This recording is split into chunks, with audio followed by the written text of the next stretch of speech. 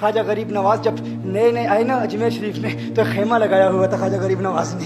خیمے میں خواجہ غریب نواز عصر سے لے کر مغرب کے وقت تک روتے رہتے تھے. ایک نوجوان اجمیر سے باہر گیا ہوا تھا پڑھنے کے لیے, کچھ عرصے کے بعد واپس آیا اور اس خیمے کے قریب سے گزر ہوا اور گزرا تو رونے کی آواز آئی. فوراً دیکھتا ہے کہ خواجہ غریب نواز رو رہے ہیں, ابھی غیر مسلم ہے, اسلام قبول نہیں کیا. فوراً گھر جاتا ہے, ماں سے پوچھتا ہے, ماں یہ مسلمانوں کا گرو کیوں روتا ہے, مسلمانوں کا بابا کیوں روتا ہے؟ میں ہر روز گزرتا ہوں, عصر سے مغرب کے مابین جو وقت ہے یہ روتا ہے. ماں نے کہا جاؤ اس سے پوچھ لو کیوں روتا ہے. وہ نوجوان خواجہ غریب نواز کے خیمے کے اندر آیا, کہا بابا میں ہر روز یہاں سے گزرتا ہوں, آپ کے رونے کی آواز آتی ہے, بتائیے آپ کیوں روتے ہیں؟ کہا جاننا چاہتے ہو میں کیوں روتا ہوں؟ میں نے ایک مدت اپنے مرشد کے ساتھ گزاری ہے, مرشد کی خدمت میں گزاری ہے, مجھے اپنے پیر کی یاد رلاتی ہے, پیر کی یاد رلاتی ہے. میں عصر سے مغرب کے وقت تک اپنے مرشد کی یاد میں روتا رہتا ہوں. اس نوجوان نے کہا اچھا میں نے تو سنا تھا کہ انسان کو جب درد ہوتا ہے, تکلیف ہوتی ہے تو تکلیف انسان کو رلاتی ہے, آپ کو تو محبت ہے,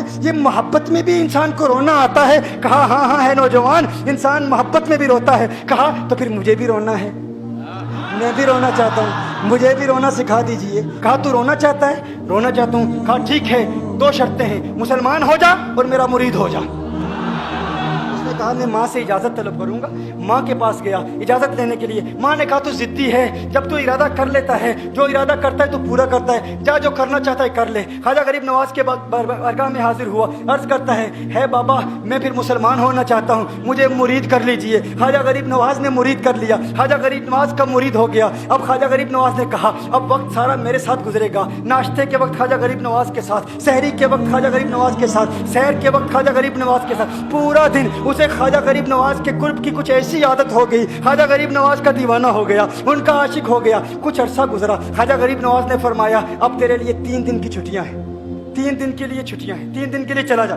اس نے کہا مسئلہ ہی کوئی نہیں, ایشو ہی نہیں, پرابلم ہی نہیں, ٹھیک ہے 3 دن کے لیے چلا جاتا ہوں. اب جب 3 دن کے لیے گھر گیا, کہا 3 دن کے لیے تو اب مجھ سے ملاقات نہیں کر سکتا, مجھ سے ملنے کی اجازت نہیں ہے. اس نے کہا ٹھیک ہے نہیں ملوں گا. گھر گیا, پہلے دن جب گھر گیا یہ وہ نوجوان تھا جو 3 روٹیاں کھایا کرتا تھا, آج ایک لقمہ بھی نہیں کھا پایا, ایک لقمہ بھی نہیں کھا پایا. اسے کچھ ہو گیا, کہہ رہے مجھے کچھ ویکیوم سا محسوس ہو رہا ہے, کچھ دل میں کمی سی محسوس ہو رہی ہے. یوں وقت گزرتا گیا, رات کا وقت آیا, آنکھ نہ لگی, سو نہ پایا, مکان کی چھت پر چلا گیا. ماں نے دیکھا بیٹا چھت پر کیوں چلا گیا؟ ماں چھت پر جاتی ہے, بیٹے کیا ہوا؟ کہا پتہ نہیں ماں, پتہ نہیں ماں, میں تو فوراً سو جاتا تھا, آج نیند بھی نہیں آ رہی, آج کھانا بھی نہیں کھا پاتا. ماں تو چلی جا. ماں چلی جاتی ہے. یوں جب سحری کا وقت ہوتا ہے اس کی آنکھوں سے اشکوں کی برسات جاری ہوتی ہے, اس کی آنکھوں سے اشکوں کی برسات جاری ہوتی ہے. وہ رو رہا ہے, اس پر رکت تاری ہے. ماں آتی ہے, بیٹے کیا ہوا؟ کہا ماں مجھے پیار ہو گیا ہے, ماں مجھے محبت ہو گئی ہے, ماں مجھے عشق ہو گیا ہے.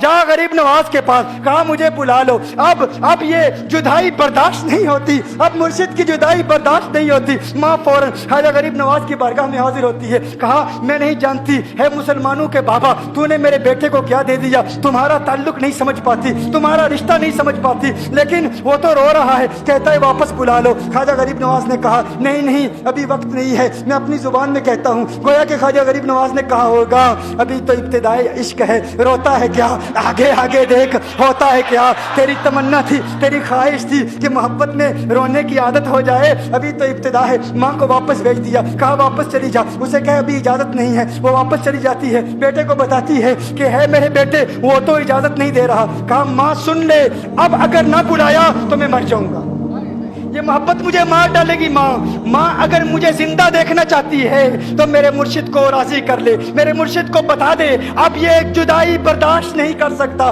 ماں فوراً غریب نواز کی بارگاہ میں حاضر ہوتی ہے. کہا ہے غریب نواز کرم فرمائیے, مجھ ماں کی تمنا ہے, مجھ ماں کی آرزو ہے, وہ مر جائے گا. کہا ماں کی تمنا ہے, تیری بات مانتا ہوں, جا اسے واپس بھیج دے. وہ فوراً بھاگتا ہوا خواجہ غریب نواز کی بارگاہ میں حاضر ہوتا ہے. اس وقت خواجہ غریب نواز اپنے مریدوں کو درس دے رہے ہیں, ایک مجمع لگا ہوا ہے. وہ فوراً خواجہ غریب نواز کے دروازے پر کھڑا ہوتا ہے اور پھر مرید یہ منظر دیکھ رہے ہیں. خواجہ غریب نواز کو دیکھتا ہے, خواجہ غریب نواز اسے دیکھتے ہیں. وہ میں نے کہا تھا نا نگاہ مست ملائی تو میں پلا کے اٹھے, جہاں وہ بیٹھ گئے میں قدا بنا کے اٹھے. خواجہ غریب نواز نے اس کی آنکھوں سے آنکھیں ملائی اور پوچھا اب پتا چلا محبت میں رونا کیسے آتا ہے, اب پتا چلا. اس نے کہا ہے غریب نواز کرم فرمائیے. فوراً غریب نواز नवाज को पुकारता हुआ गरीब नवाज के कदमों में आ गिरा, गरीब नवाज के कदमों से लिपट गया। अब मुरीदीन इस मंजर को देख रहे हैं और हैरान हो रहे हैं कि सिर्फ वो मुरीद ही नहीं रो रहा,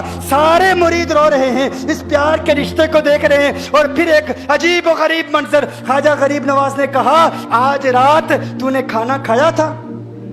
कहा नहीं खाया था, नहीं खाया था। ख्वाजा गरीब नवाज ने फरमाया मैंने भी नहीं खाया था, मैंने भी नहीं खाया था, मैंने भी नहीं खाया था। फिर ख्वाजा गरीब नवाज ने फरमाया आज रात सोया था?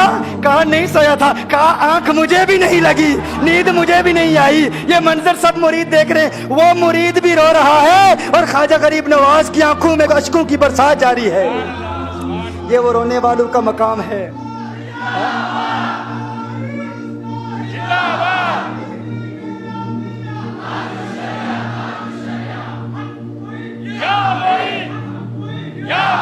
ये डिस्कशन हो रही है पीर और मुरीद की, और फिर ये आंसू बातें कर रहे हैं। मेरी दास्तान हसरत वो सुना सुना के रोए, मेरी दास्तान हसरत वो सुना सुना के रोए, मेरे आजमाने वाले मुझे आजमा के रोए। कोई ऐसा अहले दिल हो कि फसाना है मोहब्बत, मैं उसे सुना के रोऊं, वो मुझे सुना के रोए। मैं उसे ये रोने और हम रोने पे आ जाएं तो दरिया ही बहा दें। ये चिश्तियों का रोना है, हम रोने पे आ जाएं तो दरिया ही बहा दें। शबनम की तरह हमें